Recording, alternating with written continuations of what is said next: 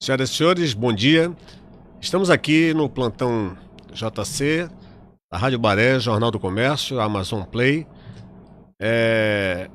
Neste dia, fazendo a nossa análise da minha crônica, eu sou articulista do Jornal do Comércio, e fazendo a análise da minha crônica que saiu na edição de ontem do jornal.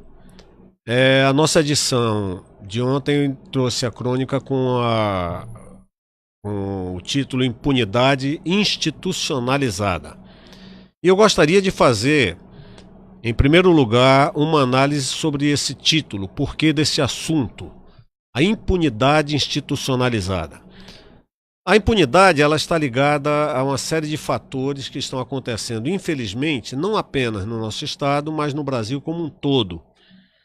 Haja visto aí o que está acontecendo no estado do Ceará, que infelizmente é uma demonstração triste de uma realidade onde o crime resolveu tomar conta da situação, enfrentar de uma maneira assintosa a autoridade constituída e se chega a uma situação onde o poder constituído ele acaba sendo obrigado a baixar a cabeça e reconhecer que não tem condições, não tem meios de enfrentar essa máfia, esse grupo que realmente, através das atividades ilegais, conseguiram um poder praticamente jamais visto no nosso país.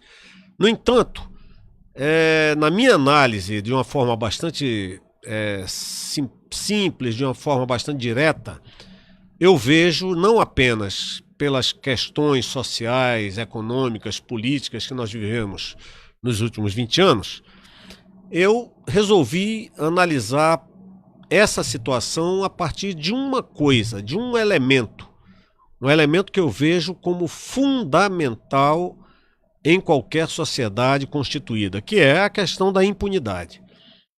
Infelizmente, nos últimos anos, nós vimos no Brasil um crescimento de situações de impunidade que foram se avolumando, as pessoas fazendo coisas erradas, sendo perdoadas, sendo acobertadas.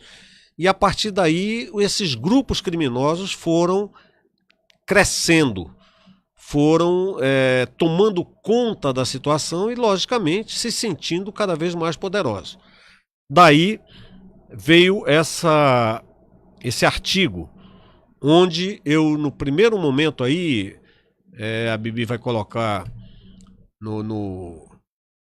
na tela, eu começo exatamente analisando esse momento em que nós estamos vivendo, onde o povo pediu uma mudança e nós tivemos uma mudança de governo, né? E eu começo analisando esse início de 2019, onde as pessoas demonstram claramente essa situação de pedido de redenção, essa esperança de redenção, de mudança, de novos horizontes, onde nós temos aí a própria Bolsa de Valores demonstrando a confiança dos nossos investidores, mostrando uma alta das ações, uma queda no dólar, o Brasil sendo falado já de uma forma bastante diferente no exterior, mas ao mesmo tempo a gente tem essas situações aí de uma situação de terrorismo, né, urbano, como eu falo aí, instaurado lá no Ceará,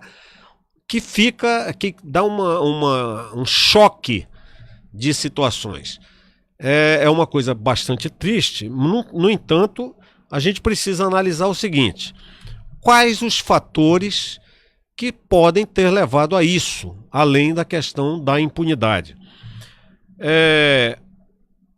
Tem momentos que a gente pode ver que a força do poder público ele é fundamental, a força do poder público, a atitude do poder público é fundamental. Aqui no Amazonas, pelo que me foi passado, houve uma tentativa por parte de meliantes também, dentro de cadeias, etc., de fazer mais ou menos a mesma coisa que foi feita no Ceará.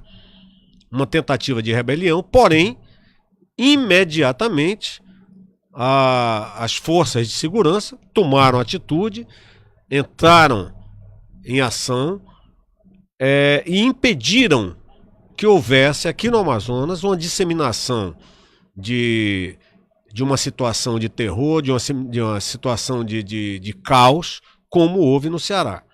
Mostrando que é possível, sim, você impedir que essas forças criminosas, essas forças de bandidagem, tomem conta da situação. O nosso país, ele é um país que tem características bastante interessantes que a gente precisa analisar. Atualmente, se você ligar qualquer canal das mídias abertas, fechadas, etc., você vai se deparar com análises de todos os tipos, a favor, contra, mas hoje o assunto da vez são os feminicídios, as mortes violentas de mulheres. Realmente, não sei se o número aumentou pelo fato dos índices, né, estarem aparecendo, ou se apenas as mulheres passaram a ter coragem de denunciar. Porém, os fatos que estão sendo mostrados, os absurdos que estão sendo mostrados, dos crimes contra a mulher, não apenas os feminicídios, mas as agressões, pura e simplesmente. E o que eu acho pior, aquelas mulheres que sofrem essas agressões e ficam caladas, querem acobertar seus parceiros que as agrediram, mas isso mostra uma situação cultural que é bastante, eu chegaria a dizer até perigosa para a nossa sociedade. Se discute a questão do empoderamento feminino, dos direitos da mulher, da questão da participação da mulher na sociedade, porém eu acho que a coisa é bem mais complexa e bem mais profunda. Por quê?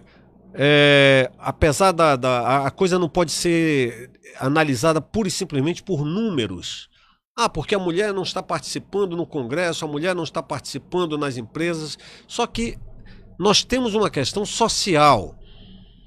Há algum tempo atrás, algumas décadas atrás, se criou um movimento chamado feminismo. Eu coloco também nesse meu artigo, o surgimento do feminismo, eu coloco exatamente dessa forma, desde o surgimento do feminismo, em uma década complicada, onde a questão estava em confrontar e debochar da ordem estabelecida, independente de acreditar no que se fazia. Então, nesse momento é que vem um dos grandes problemas que eu acho que disseminou uma atitude talvez errada, ou que gerou essa posição de atitude em relação à mulher. A questão era confrontar, a questão era fazer diferente, a questão era ir contra a ordem estabelecida. E a minha pergunta, será que naquele momento onde surgiu o movimento chamado feminismo, não deveria ter surgido um movimento chamado feminista? Será que a mulher, naquele momento, quando pensou em confrontar aquilo que ela não sabia nem o que estava confrontando, ela esqueceu uma das coisas mais importantes para a mulher, que é a sua feminilidade? E nesse momento, muitos daqueles falsos defensores de direitos humanos, de direitos masculinos, feministas, de juventude, de idosos e coisas parecidas, porque nesse momento muitos aproveitadores aparecem, começaram a disseminar uma série de movimentos que são exatamente aqueles movimentos que eu chamo de movimento do caos. Pessoas que entram na sociedade para bagunçar aquela coisa do quanto pior, melhor. Então nós passamos 20 anos numa sociedade onde a sociedade foi completamente esfacelada, a família foi dissolvida praticamente. Hoje você tem filhos que não obedecem pais, não obedecendo pais, não obedecem professores, e não obedecendo pais e professores vão se tornar cidadãos que não vão obedecer à ordem constituída, não vão obedecer a autoridades. Então, nós estamos hoje numa sociedade que precisa restaurar principalmente a ordem, a autoridade, desde a família, a escola e a sociedade. E daí vem a pergunta, onde fica a questão da punição? O Estado proibiu o pai de punir o filho com uma palmada, uma simples palmada, um castigo, porque isso seria crime. Então o Estado interferiu na própria autoridade paterna e familiar de educar seu filho dentro dos princípios ao qual eles estavam acostumados. Nesse momento, se tirou da escola, porque o pai, como não tinha capacidade nem autoridade de dizer um não para o seu filho, jogou para a escola essa responsabilidade. Porém, o filho que se acostumou a debochar e a não defender, não obedecer ao pai, passou também a não obedecer ao professor e, pelo contrário, passou a também debochar, a simplesmente levar os professores num tipo de atitude completamente absurda. E hoje em dia você vê vídeos aí, situações completamente idiotas e sem uma resposta das autoridades. Então, veja bem, eu gostaria de colocar esse final do meu artigo, quando eu digo que, em vez de se estar discutindo posturas como a cor que o menino ou a menina devem usar, se menino deve usar azul, menina deve usar rosa, se a mulher, o empoderamento da mulher vem pela participação em cotas de emprego, cotas de congresso ou coisa parecida. A questão deve ser o seguinte: primeiro, participação, seja no que for, ela vai pela meritocracia. A nossa sociedade é machista? Sim. É uma sociedade machista porque desde a colonização nós temos uma sociedade altamente machista. E a mulher, ela não vai conseguir essa libertação, digamos assim, através de movimentos que busquem pura e simplesmente inserções sociais por números, por leis. Ela tem que conseguir seu espaço através da sua capacidade, e isso ela tem bastante. A mulher é muito capaz, ela tem capacidade para enfrentar as lutas, não só de casa, como do emprego, como as lutas políticas, desde que ela queira realmente fazer isso e ela tenha consciência daquilo que ela faz. Ela não pode ficar levantando bandeiras, gritando por lutas, por parâmetros que ela, na verdade, não sabe quais são. Isso ninguém consegue ficar dizendo só a favor, sou contra de alguma coisa, sem saber, na verdade, o que ele é contra, o que ele é a favor. Então, da mesma forma, a sociedade, ela precisa impor punições para aqueles que transgridem a lei.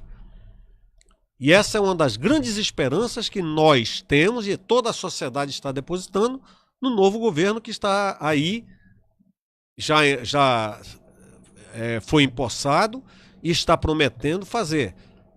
É punir a quem transgride a lei. A impunidade não pode mais ser institucionalizada como estava sendo até o ano passado. Nós temos que acabar com essa institucionalização da impunidade. Bandido tem que ser tratado como bandido. E o ser honesto, o trabalhador, o pai de família, ele precisa sim ser defendido e ser defendido de forma justa, de forma agressiva talvez até, porque ele não pode mais ficar vítima, refém de um bandido que pega um fuzil e abertamente enfrenta a autoridade policial e mostra que quem manda mais é ele, porque ele tem um fuzil e o pobre do policial só tem um 38. Então eu acho que a impunidade ela precisa ser combatida e esse é o recado que eu tenho esta semana, né? Muito obrigado a todos e estaremos aí sempre que formos chamados.